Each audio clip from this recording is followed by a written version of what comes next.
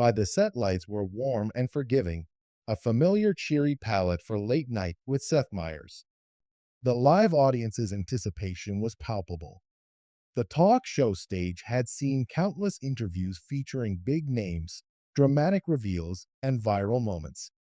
Tonight, the star attraction was Prince Harry, a royal-turned celebrity whose every move had been a media magnet. Would he bring grace, humor, revelations? Would he charm, confess, crack? The camera panned across the audience as Harry entered, looking calm and confident in a charcoal suit and open collar shirt. The applause was polite but enthusiastic. Harry acknowledged the crowd with a nod and a genuine, reserved smile. As he sat down opposite Seth, the usual breezy banter ensued. Seth opened. Harry, you've been having quite a year, book, podcasts, advocacy. What's it like going from royal life to being a global media presence? Harry chuckled, relaxed. It's been a whirlwind, sure, but even in the spotlight, I've never felt more. Myself, Seth nodded. The audience smiled, but the tone changed quickly. Speaking of being yourself, Seth continued, your latest book makes some sharp points about your time in the House of Windsor, including that private conversations about mental health and race were often shut down. Are you ready to go there? Harry paused. If I wasn't ready, I wouldn't be here. I've lived too much of my truth to hold it back now. The audience leaned forward. Seth pressed on. Okay, let's dig in. You wrote that Prince William once told you to man up after your military tour. Is that level of emotion tolerated in royal culture? Harry swallowed, composure intact. Emotions aren't tolerated unless they fit the image.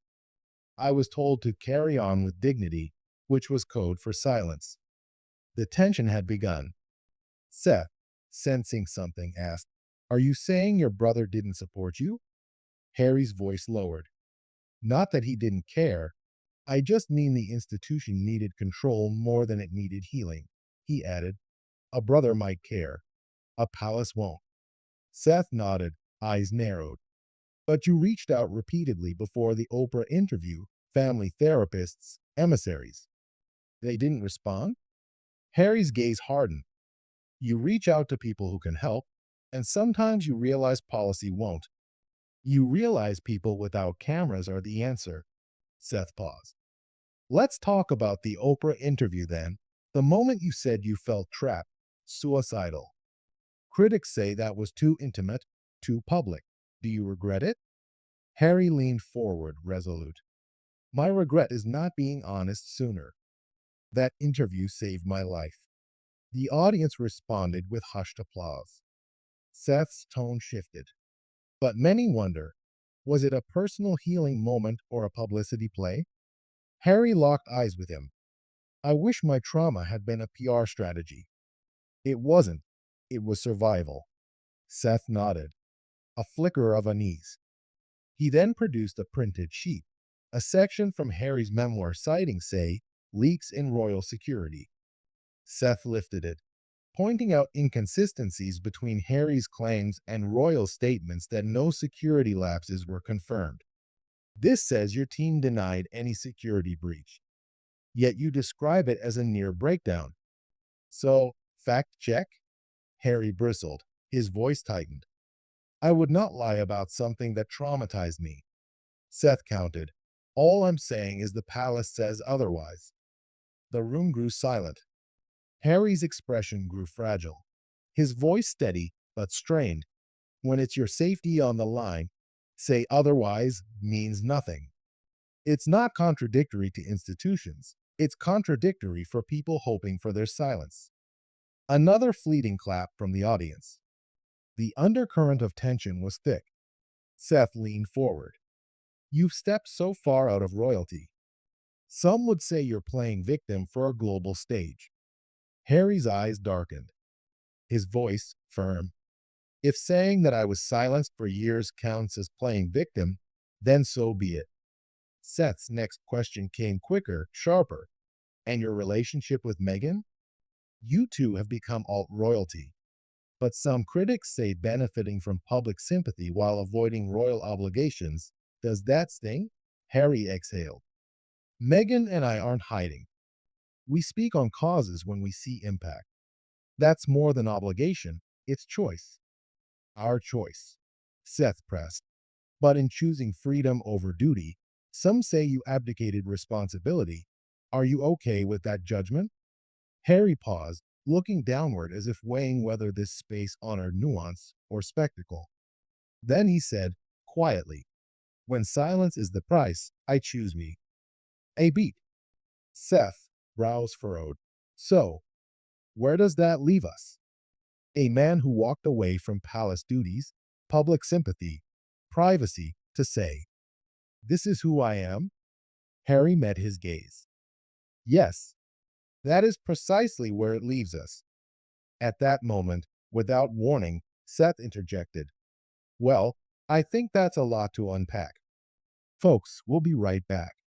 He cut to commercial abruptly, unscripted and jarring. Harry remained seated as the studio lights shifted.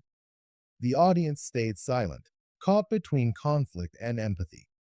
The transition felt forced, uneasy. Harry stood, eyes fixed on Seth. No aggressive flair, just a measured decision. As Harry left the stage, Seth remained seated for a flicker too long, head down. The commercial break began, and audiences were left with a silent echo. The crown, dignity, trauma, and lines only spoken when silence became a retreat. The internet was already on fire before the episode even finished airing. Clips from the uncomfortable exchange began circulating across Twitter, TikTok, Reddit, and YouTube in real time. Hashtags like #PrinceHarryWalksOut, #Seth Meyers Meltdown, and #Royal Reckoning surged into trending status.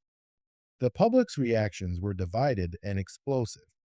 One camp hailed Prince Harry's composure in the face of what they called a condescending attack, while others applauded Seth for holding royalty accountable. Backstage, things were tense. Seth Meyers stood in his dressing room, his usual casual demeanor replaced with tight frustration. Producers buzzed around him, trying to assess how much damage had been done, if any.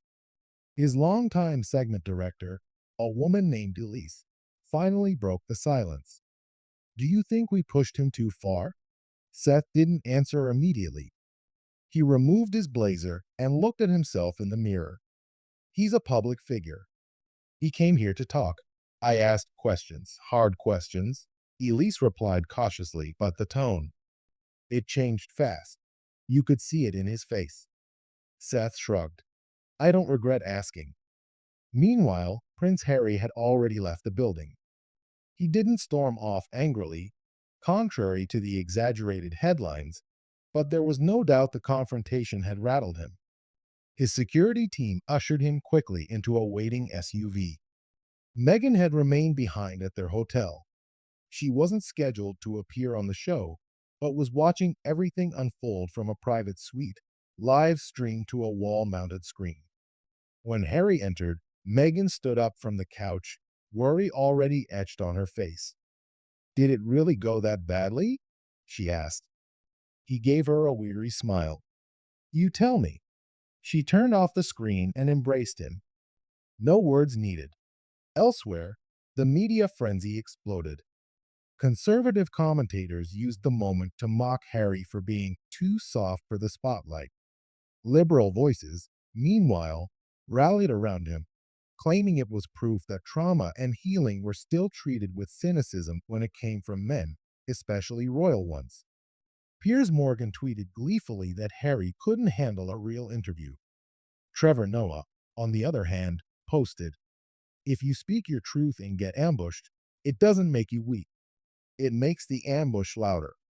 But one post stood out. It came from a young mental health advocate named Alex Kim, who wrote on Instagram, Harry just showed why people with trauma stop talking. Because when you open up, someone always turns it into theater. The comment was reposted over 2 million times in 48 hours. Inside NBC headquarters, where late night was taped, Executives scrambled to manage the fallout. Though Seth was no stranger to controversial interviews, this had struck a nerve. Rumors began circulating that the royal family had quietly reached out behind the scenes, not to reprimand, but to distance themselves. The firm, as it was known, had mastered the art of subtle denials. By the following day, headlines read, Prince Harry storms off set, royal family silent slash Seth Meyers under fire for gotcha ambush. What Harry's body language really means. Experts weigh in slash palace insiders. We warned him about Seth. None of it mattered more than the audience's reaction.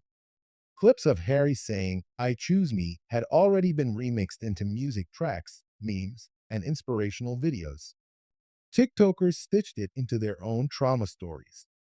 YouTube creators analyzed the 5-second delay before Seth cut to commercial as if it were a Zapruder film. Suddenly, Harry wasn't just the guy who walked out. He was everyone who ever stood up in the middle of being misunderstood. But then came the bombshell.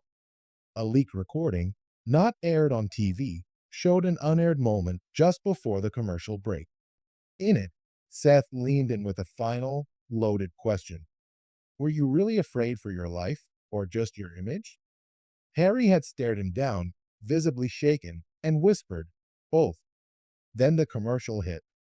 This moment, raw and unscripted, hit social media like a grenade. The full context changed everything. The show's PR team went into immediate damage control.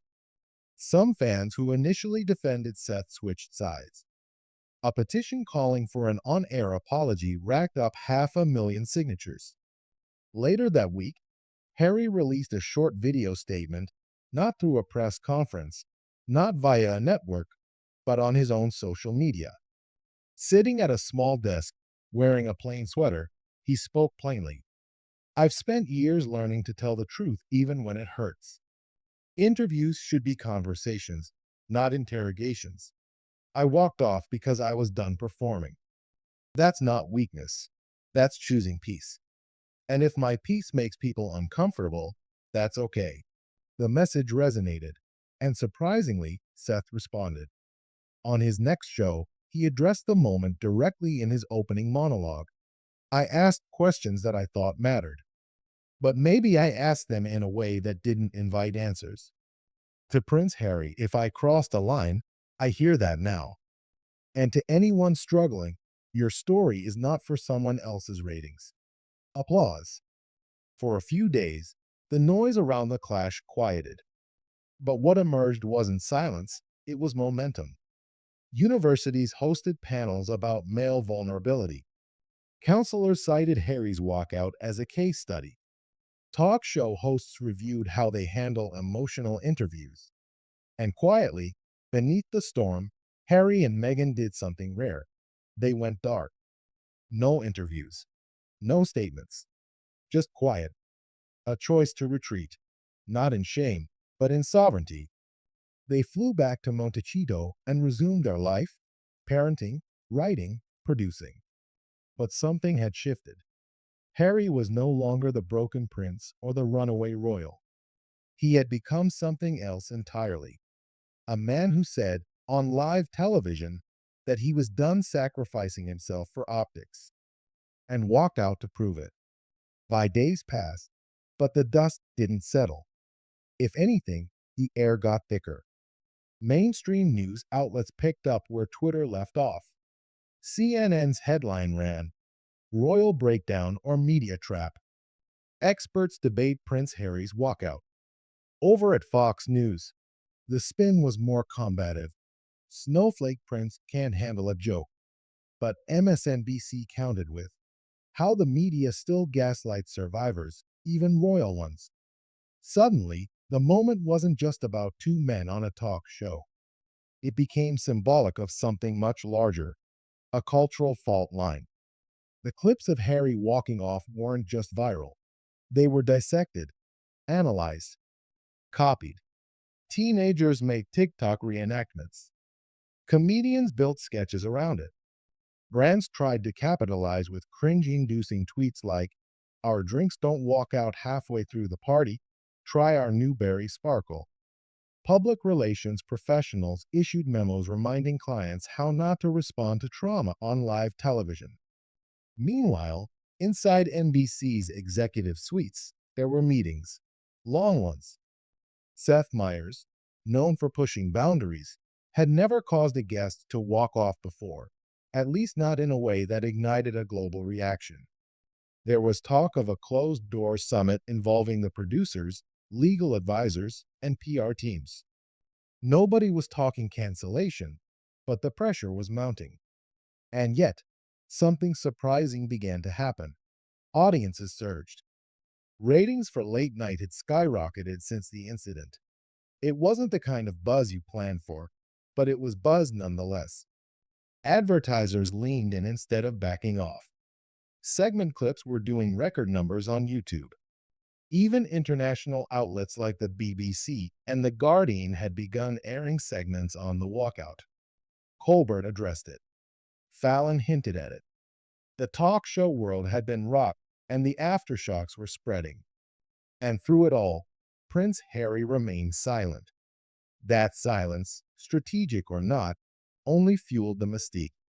Then came the unanticipated twist. A second guest on Seth's show, 2 days after the walkout, went off script. British actor Hugh Laurie sat down for a scheduled segment. It started light. Then Seth joked, "You're not going to walk out on me, are you?" The audience laughed. Hugh didn't. "No," he replied, "but maybe don't treat people like circus animals and they won't." The room fell quiet. The segment moved forward, but that comment made headlines too. Now it wasn't just Harry. It wasn't just the confrontation. It was the format itself. The idea that celebrity interviews were built on a power imbalance, a place where personal trauma was bait, not boundary. It was becoming a conversation no one could ignore. Later that week, a surprise statement dropped, not from Harry, not from Meghan, but from Archewell, their foundation. It read, "We stand by respectful dialogue, even when uncomfortable. But no one should have to trade their dignity for a headline. Everyone has the right to say enough. Our work continues." And quietly, in its final sentence, "Healing is not for show." The words were echoed in op-eds from major figures. Oprah Winfrey reposted this statement, adding simply, "Truth matters. So does tone." Ava DuVernay shared it too, writing, "Respect isn't optional." Even Barack Obama, rarely vocal on pop culture events, was asked about the walkout during a university panel on leadership and said, with his signature poise, "I think sometimes walking away from the noise is the most powerful move you can make." The noise, however, had just begun to crescendo. Back in Montecito, Harry and Meghan met with their team. They were weighing a series of requests, exclusive interviews, documentary specials, even a fictional dramatization of the walkout moment. Harry declined all of them. He wasn't interested in retelling the story. The moment had already spoken for itself. But Meghan had an idea. What if they didn't respond with more media, but with education? She proposed launching a series of digital roundtables through Archewell, focusing on the ethics of conversation. They would feature therapists, journalists, trauma experts, and people with lived experience, all dissecting what had happened on that stage without ever needing to mention Seth by name. And the first guest? Alex Kim, the mental health advocate whose viral Instagram comments sparked worldwide support. The episode debuted on YouTube, modestly produced but authentically told. It was a hit. Raw, unpolished, real. Alex spoke about why the walkout hit so many nerves. Because we've all been there. We've all sat in that chair. Not with cameras, not with applause, but with someone making our pain their punchline. The video reached 12 million views in its first week. From there, the Archewell initiative expanded. Stories poured in, people sharing moments when they had walked away from toxic workplaces, abusive relationships, even family dinners. Hash My Walkout became a trending tag.